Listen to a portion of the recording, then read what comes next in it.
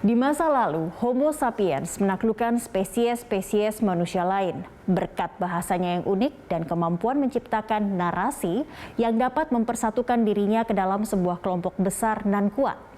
Tapi keunggulan tadi tak berlaku di hadapan bahaya kelaparan, wabah penyakit, dan peperangan.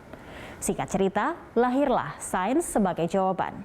Sainslah yang kemudian membawa sapiens terus progresif dalam mencipta atau menemukan demi meraih impian-impian barunya yang tak terbatas. Tak bisa ditolak, media sosial merupakan salah satu penemuan terbesar pada era internet yang sangat besar pengaruhnya dalam kehidupan Homo sapiens. Mendengar frase media sosial, mungkin pikiran sementara orang akan langsung terasosiasikan dengan Facebook. Ya, Facebook memang telah menjelma menjadi raksasa media sosial dengan jumlah pengguna aktif mencapai 2,91 miliar di seluruh dunia pada kuartal ketiga tahun 2021. Meski begitu, platform media sosial yang ditemukan Mark Zuckerberg dan teman-temannya pada 2004 itu bukanlah yang pertama. Pada pertengahan hingga akhir tahun 90-an atau penghujung abad 20, tercatat ada beberapa situs di jaring sosial yang diluncurkan. Beberapa di antaranya adalah Lunarstorm yang ditemukan oleh wirausahawan Swedia Richard Eriksson dan diluncurkan pada 1996. Kemudian Bolt yang didirikan sebagai komunitas remaja oleh Dan Pelson dan Jen Mount juga pada tahun 1996. Setahun kemudian, 1997, Six Degrees ditemukan oleh Andrew Weinreich. Six Degrees disebut-sebut sebagai situs jejaring sosial yang secara konsep dan bentuk sudah seperti platform-platform media sosial hari ini. Kemudian ada Open Diary yang ditemukan oleh Bruce Abelson pada 1998. Situs berkonsep buku harian daring bagi komunitas ini tercatat sebagai pionir dalam fitur komentar pada tulisan dan konten yang hanya bisa diakses oleh teman. Model jejaring lingkar sosial yang diperkenalkan Andrew lewat Six Degrees diikuti oleh situs-situs jejaring sosial yang belakangan lebih sukses dan populer. Beberapa di antaranya adalah Friendster, MySpace, LinkedIn, dan tentu saja Facebook. Friendster ditemukan pada tahun 2002, lebih cepat setahun dari MySpace dan 2 tahun dari Facebook. Friendster adalah yang pertama dari ketiganya yang berhasil mendapatkan 1 juta pengguna.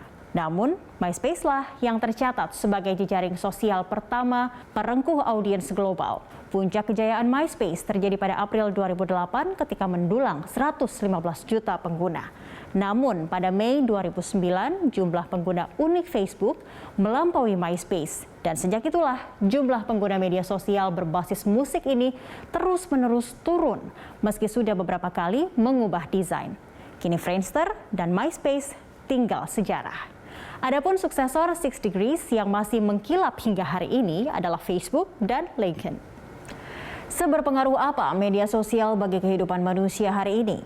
Sebuah riset yang dilakukan Global Web Index menunjukkan per Oktober lalu 57,6% dari populasi dunia telah menjadi pengguna platform media sosial dengan rata-rata penggunaan 2 jam 27 menit per hari. Salah satu pengaruh terbesar media sosial adalah mengubah cara orang-orang dalam mengonsumsi berita. Sebagai gambaran, hasil survei Pew Research Center di Amerika Serikat sejak Agustus hingga September lalu menunjukkan sekurang-kurangnya 67% orang dewasa telah menjadikan platform-platform media sosial seperti Facebook, YouTube, Twitter, dan Instagram sebagai sumber berita. Kabar buruknya, kini tinggal 24% saja yang masih membaca berita langsung dari situs-situs berita online. Adapun 9%-nya lagi bukan konsumen berita digital. Kita tinggalkan media sosial. Penemuan terbesar lain pada abad ini adalah mata uang kripto. Membahas ini tentu kita harus kembali ke masa awal mula penciptaannya. Krisis ekonomi global tahun 2007-2008 menginspirasi seorang atau sekelompok orang anonim yang menggunakan nama Satoshi Nakamoto untuk menciptakan cara pembayaran baru yang bisa dipergunakan secara internasional, terdesentralisasi, dan tanpa melalui perantara institusi keuangan apapun. Pada 2008, Satoshi menciptakan mata uang digital yang diberi nama Bitcoin sebagai jawaban dari persoalan itu. Singkat cerita, Bitcoin mulai digunakan pada tahun 2009 setelah dirilis sebagai piranti lunak open source, yakni ketika Satoshi menambang 50 Bitcoin pertama dan peristiwa ini disebut sebagai Genesis Block. Sejak saat itulah, Bitcoin terus ditambang oleh kontributor awal lainnya hingga tahun 2010. Pada suatu hari di bulan Mei 2010, programmer bernama Laszlo Hanyecz melakukan transaksi komersial pertama menggunakan Bitcoin, yakni untuk membeli 2 loyang pizza seharga 10.000 Bitcoin.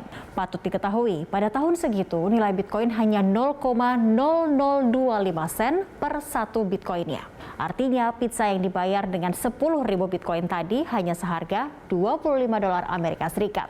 Hari ini, dengan nilai Bitcoin yang telah melangit sampai 62 ribuan dolar Amerika Serikat per 1 Bitcoin, silakan hitung sendiri berapa kekayaan yang dimiliki oleh sang penjual pizza jika ia masih memegang 10.000 Bitcoin itu. Meski volatilitas nilai Bitcoin atau pada umumnya mata uang kripto sudah diketahui sangat tinggi, itu tidak membuatnya dijauhi. Malah jumlah pengguna mata uang kripto dalam 10 tahun belakangan terus bertambah. Dalam 5 tahun terakhir, jumlah pengguna mata uang kripto di dunia melejit dari 9,26 juta pada Oktober 2016 menjadi 77,43 juta pada Oktober 2021. Dari sisi mata uangnya juga terus bertambah. Statista mencatat pada November 2021 telah terdapat 7.500-an mata uang kripto dari seluruh dunia. Peningkatannya benar-benar drastis dalam 8 tahun belakangan. Pada 2013 tercatat hanya ada 66 mata uang kripto saja. Namun harap perhatikan, sebagian besar mata uang kripto itu tidak signifikan. Diyakini hanya sekitar 20 mata uang kripto teratas saja yang membentuk 90% dari total pasar. Berikut 5 mata uang kripto dengan nilai tertinggi.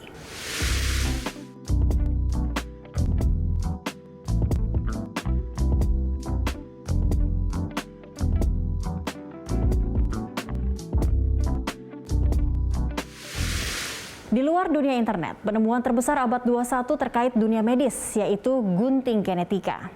Pionirnya Emmanuel Carpentier dari Prancis dan Jennifer Doudna dari Amerika Serikat. Dua ilmuwan perempuan tadi menyabet Nobel Kimia 2020 untuk teknik rekayasa genetika bernama CRISPR-Cas9 alias gunting genetika. Teknik ini memungkinkan untuk memotong genom sel tepat di lokasi yang diinginkan, menghilangkan maupun menambahkan gen dalam organisme hidup.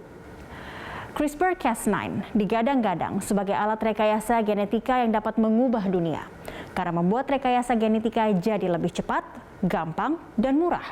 Selain itu, teknologi CRISPR juga menawarkan janji untuk menyembuhkan segala penyakit genetik manusia yang sebelumnya tidak ada obatnya.